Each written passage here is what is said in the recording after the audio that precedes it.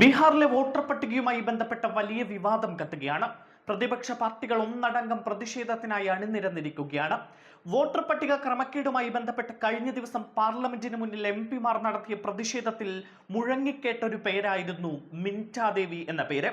പ്രതിപക്ഷ എംപിമാരുടെ ടീഷർട്ടുകളിൽ ഇടം പിടിച്ച മിൻറ്റാദേവി ആരാണ് എന്ന ചോദ്യവും ഉയർന്നിരുന്നു. ബീഹാറിലെ വോട്ടർ പട്ടികയിൽ കണ്ടെത്തിയ 124 വയസ്സുള്ള സ്ത്രീയാണ് മിൻറ്റാദേവി.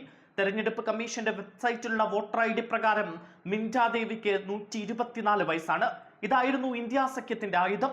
ബീഹാറിലെ വോട്ടർ പട്ടിക ക്രമക്കേടിന്റെയും തെരഞ്ഞെടുപ്പ് കമ്മീഷൻ തുടരുന്ന വോട്ടുകൊള്ളയുടെയും ഉത്തമ ഉദാഹരണം എന്ന നിലയിലായിരുന്നു മിൻറ്റാദേവിയുടെ ചിത്രം ഉപയോഗിച്ചത്.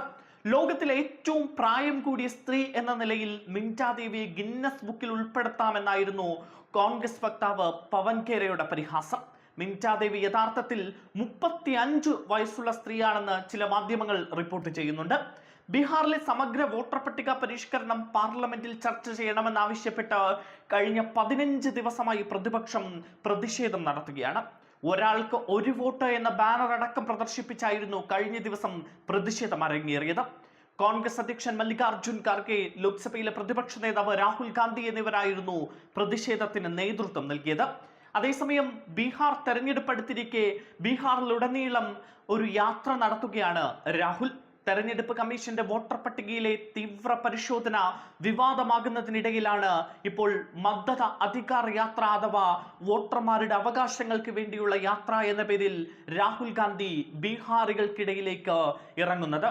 ബീഹാറിലെ 30 ജില്ലകളിലൂടെയാണ് രാഹുലിന്റെ യാത്ര കടന്നു പോകുന്നത്.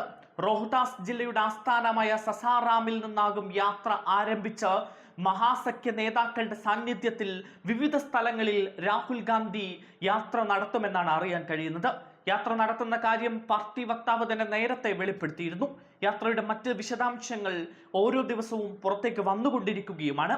തെരഞ്ഞെടുപ്പ് കമ്മീഷൻ അടുത്തിടെ പൂർത്തിയാക്കിയ വോട്ടർ പട്ടികയിലെ തീവ്ര പരിശോധനയിലെ അപാകതകൾ, സംസ്ഥാനത്തെ വഷളാകുന്ന ക്രമസമാധാന നില, തൊഴിലില്ലായ്മ, സംസ്ഥാനത്ത് നിന്നുള്ള കുടിയേറ്റം തുടങ്ങിയ പ്രശ്നങ്ങൾ യാത്രയിൽ ഉയർത്തിക്കാട്ടുമെന്നാണ് ബീഹാറിലെ കോൺഗ്രസ് പാർട്ടി നേതാക്കൾ നേരത്തെ തന്നെ വ്യക്തമാക്കിയത്.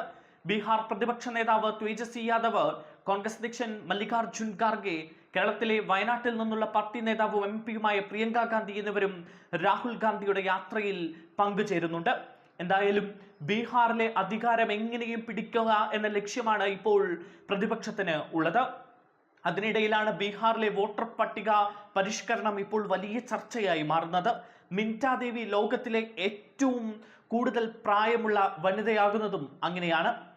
ലോകത്തിലെ ഏറ്റവും കൂടുതൽ പ്രായമുള്ള വനിത ഇന്ത്യയിലാണോ എന്ന ചോദ്യം ഉയർത്തി ഇന്ത്യ സഖ്യം പ്രതിഷേധം കടുപ്പിക്കുകയാണ്. വോട്ടർ പട്ടികയിൽ വ്യാപക ക്രമക്കേടാണ് ബീഹാറിൽ കണ്ടെത്തുന്നത്. മാത്രവുമല്ല, പലരും വോട്ടവകാശത്തിന് അനർഹരാണ് എന്ന കണ്ടെത്തലുകളും ഉണ്ടാകുന്നു. തെരഞ്ഞെടുപ്പ് കമ്മീഷനോട് ചോദ്യങ്ങൾ ചോദിച്ചുകൊണ്ടേയിരിക്കുകയാണ് രാഹുൽ ഗാന്ധിയും തേജസ്വി യാദവും. ബീഹാറിൽ ഒരു രാഷ്ട്രീയ യുദ്ധം തന്നെ നടന്നുകൊണ്ടിരിക്കുകയാണ്.